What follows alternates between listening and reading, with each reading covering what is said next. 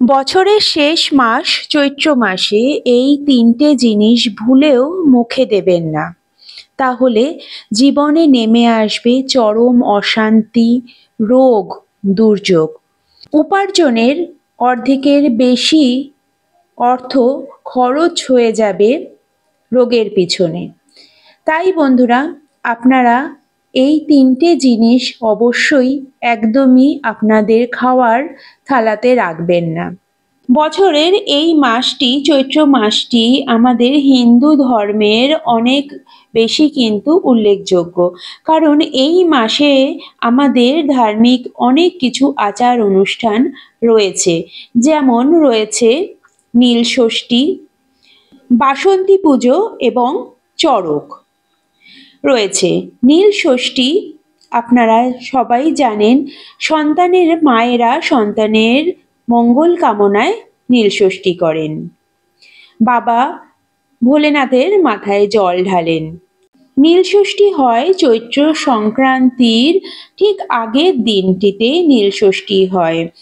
এই দিনটিতে সমস্ত মায়েরা সারাদিন নির্জলা উপোস করে সন্ধ্যার পরে বাবা ভোলেনাথের মাথায় জল ঢালেন এবং তারপরে তার ব্রতটা ভঙ্গ করেন। তো এই দিনটি কিন্তু আমাদের হিন্দু ধর্মের জন্য ভীষণই উল্লেখযোগ্য। তাছাড়া রয়েছে বাসন্তী পুজো। বাসন্তী পুজো হলো দেবী দুর্গারই আর এক রূপ। বন্ধুরা, রামনবমীর শেষ দিনটিতে বাসন্তী পুজো করা হয়। এই রামনবমী আমাদের বাঙালি ধর্মে কিন্তু বিশেষ উল্লেখযোগ্য। দুর্গাপুজো যেমন আমাদের হয়, ঠিক তেমন ভাবেই রামনবমী হয়, মা দুর্গার পুজো হয়।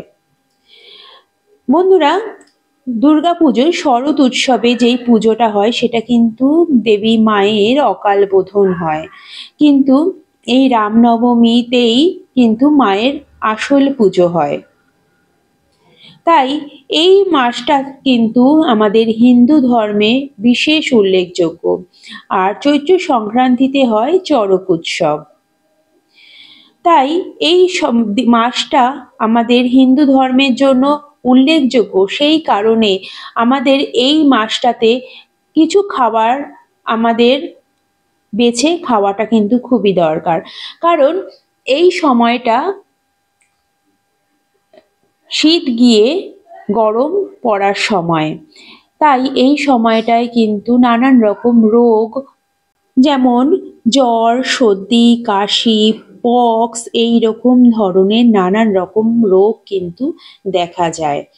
নানান রকম শারীরিক প্রবলেম হতে থাকে। সেই কারণে এই মাসটাতে আপনারা চেষ্টা করবেন তিতো জাতীয় খাবারটা বেশি করে খাবার। কারণ এই তিতো জাতীয় খাবার খেলে আমাদের রোগ জীবাণু কিন্তু আমাদের শরীরে খুব একটা আসতে পারে না। অথবা আপনারা আপনাদের খাবারের থালায় নিম জাতীয় কোনো খাবার রাখতে পারেন। যেমন নিম বেগুন আপনারা কিন্তু এই সময়টাতেই খেতে পারেন। তাহলে নানান রকম প্রবলেমগুলো কিন্তু একদম দূর হবে। তাছাড়া আপনারা ভুলেও মুখে দেবেন না এই সময়ে বিনস বা শিম জাতীয় খাবার। কারণ এই সময়ে এই শিম বা বিনসের মধ্যে বড় বড় বীজ তৈরি হয়ে যায়। আর এই বীজগুলো যদি আমরা খেতে থাকি তবে আমাদের পেটে নানান রকম প্রবলেম কিন্তু হতে পারে। তাছাড়া এই মাসটিতে আপনারা ননভেজ জাতীয় খাবার একটু কম খাবেন। ননভেজ জাতীয় খাবারটা না খাওয়াই কিন্তু ভালো। কারণ এই সময়ে নানান রকম আমাদের মাছের মধ্যে অথবা আমাদের মাংসের মধ্যে নানান রকম জীবাণু কিন্তু চলে আসার সম্ভাবনা কিন্তু খুব বেশি থাকে। এর ফলে আমাদের শারীরিক নানান রকম প্রবলেম কিন্তু হতে পারে। আর শারীরিক প্রবলেম হওয়া মানেই কিন্তু আমাদের অর্থ ব্যয় কিন্তু প্রচুর পরিমাণে হতে থাকে। তাই আমাদের এই সামান্য কিছু খাবার আমরা যদি অ্যাভয়েড করে চলতে পারি, আমাদের শরীর স্বাস্থ্য কিন্তু সমস্ত কিছু ভালো থাকে। এছাড়া আপনারা এই সময়ে ফুলকপি বা বাঁধাকপি এই ধরনের জিনিসগুলো কিন্তু একদমই খাবেন না। কারণ এই সময়ে ফুলকপির মধ্যে হয়ে যায় নানান রকমের পোকা, আর যেগুলো আমরা কিন্তু চোখেও দেখতে পারি না। আর সেগুলো যদি আমরা দীর্ঘদিন খেতে থাকি, আমাদের শারীরিকভাবে নানান রকম প্রবলেম হয়ে যেতে পারে। তাহলে বন্ধুরা, আপনারা মনে রাখবেন এই কটা জিনিস কিন্তু ভুলেও আপনারা আপনাদের খাবারের মধ্যে রাখবেন না। তাছাড়া বন্ধুরা, আমরা এই চৈত্র মাসে আমরা কিন্তু আমাদের পরিবারের থেকে নানান রকম নেগেটিভিটি দূর করতে পারি। আর এই সময়টা কিন্তু আমাদের খুব ভালো একটা সময়, যাতে আমরা নেগেটিভিটি দূর করে আমাদের পরিবারের মধ্যে পজিটিভিটি আনতে পারি। আপনারা চেষ্টা করবেন প্রত্যেক দিন সন্ধ্যায় কর্পূরের বাতি দিয়ে পুরো বাড়িটাকে ভরিয়ে দিতে।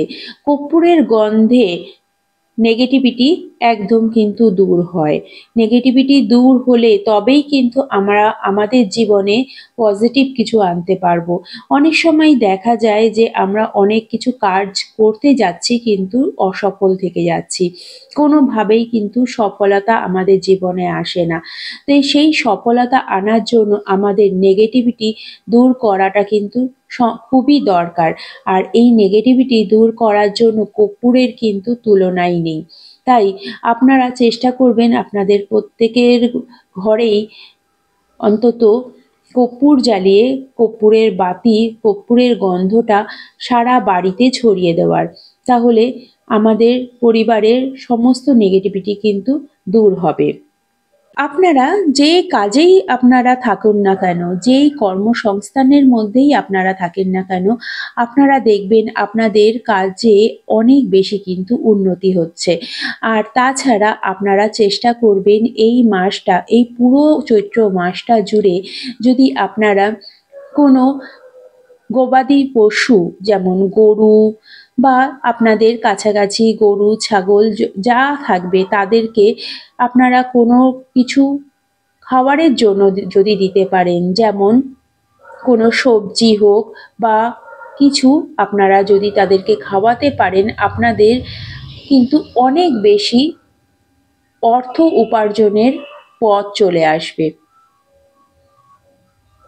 সবসময় মনে রাখবেন এই কাজটা আপনারা কিন্তু একদম পরিষ্কার বস্ত্র পরে, স্নান করে পরিষ্কার বস্ত্র পরে তবেই কিন্তু করবেন।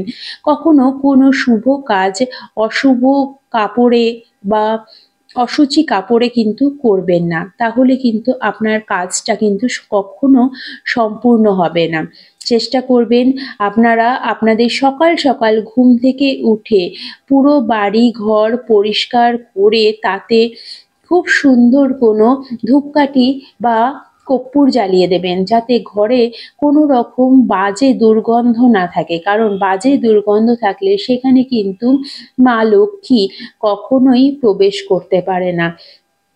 তাই সবসময় চেষ্টা করবেন সকাল সকাল ঘুম থেকে উঠে সারা বাড়ি ভালোভাবে পরিষ্কার করে দেওয়ার।